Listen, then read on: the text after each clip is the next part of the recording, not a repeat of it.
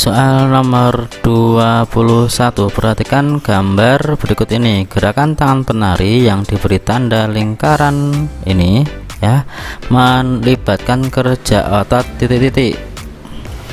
Saat menekuk maka bicep kontraksi, tricep relaksasi. Karena kontraksi dan relaksasi itu saling berlawanan, maka ini adalah sifat antagonis. Jadi jawabannya adalah B.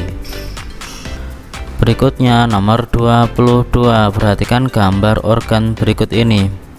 Pilihan pernyataan yang benar terkait nama dan fungsi enzim yang dihasilkan oleh organ P.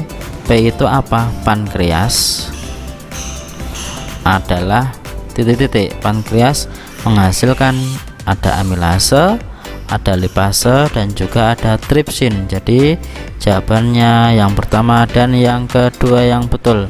Untuk pepsin dan renin ini dihasilkan di lambung ya. Berikutnya soal nomor 23. Pak Anwar memeriksakan kesehatan ke klinik karena kepalanya pusing dan badannya lemas. Ia diminta oleh dokter untuk cek darah. Nah, hasilnya adalah jumlah eritrositnya itu hanya 2,7 juta per mikroliter. Normalnya adalah 4,7 sampai 6,1 juta per mikroliter. Nah, berarti ini kekurangan jumlah eritrositnya sehingga menderita anemia. Perhatikan gambar nomor 24. Proses pernapasan yang ditunjukkan oleh gambar adalah titik-titik.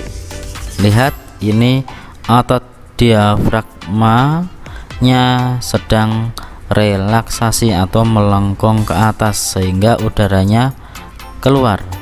Nah, berarti karena yang bertanggung jawab di pernapasan perut adalah diafragma, maka jawabannya yang benar adalah D. Pernapasannya adalah pernapasan perut. Otot diafragma relaksasi, rongga dada mengecil, tekanan udara dalam rongga dada membesar sehingga terjadi ekspirasi atau udara keluar. Nomor 25, perhatikan gambar berikut. Ini adalah gambar nefron. Proses yang terjadi pada bagian yang ditunjuk huruf X. Huruf X ini adalah glomerulus ya. Nah, di sini terjadi filtrasi atau penyaringan. Jadi jawabannya adalah D. Penyaringan darah di dalam glomerulus, hasilnya berupa urin primer.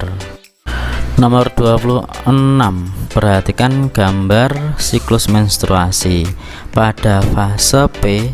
Di sini fase P dari hari pertama sampai hari kelima, berarti ini adalah sedang terjadi menstruasi atau meluruhnya hasil penebalan dinding endometrium ya, gampang sekali.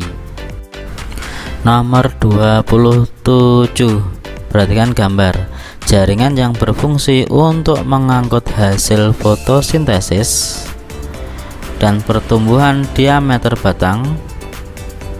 Yang ini adalah floem, yang ini adalah kambium. Ditunjukkan oleh nomor titik-titik. Yang floem itu adalah yang ini nomor 1. Kemudian yang kambiumnya adalah mana ini? 3. 1 dan 3. Next, nomor 28. Perhatikan percobaan Ingenhousz di sini.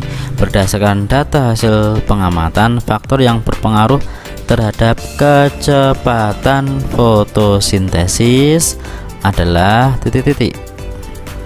Dua percobaan ini, percobaan 1 dan 2, dibedakan hanya ada cahaya dan tidak. Yang tidak kena cahaya ini jumlah gelembungnya sedikit, kemudian yang kena cahaya jumlah gelembung yang dihasilkan banyak. Berarti Yang mempengaruhi adalah keberadaan cahaya. Ada cahaya, lebih cepat terjadi fotosintesis.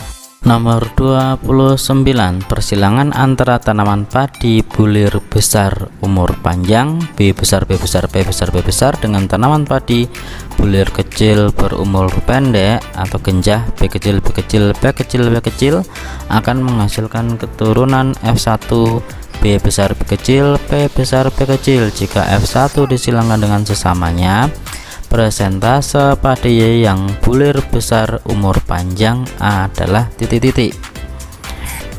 Nah, hasilnya adalah seperti ini hasilnya.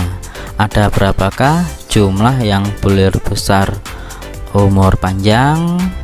Jadi yang B besar mengandung P besar. Kita cek di sini ada yang mana saja. Ada 9 per 16 kali 100% atau sama dengan 56,25%. Jawabannya adalah D. Atau langsung juga boleh, karena perbandingannya 9 3 3 1. Ini adalah yang besar umur panjang, ini besar umur pendek, ini kecil umur panjang, yang ini kecil umur pendek. Jadi yang ini gitu ya. Soal nomor 30, ada artikel rekayasa buah tanpa biji. Nah, silahkan dibaca ini, difahami. Peran bioteknologi modern dalam pembuatan buah tanpa biji adalah titik-titik. Yang manakah yang benar? Nah, kalau kita lihat di sini, rekayasa genetika buah tanpa biji dilakukan dengan cara menyisipkan gen partenokarpi ke dalam kromosom tanaman target. Jadi itu jawaban yang betul, jadi adalah D jawabannya.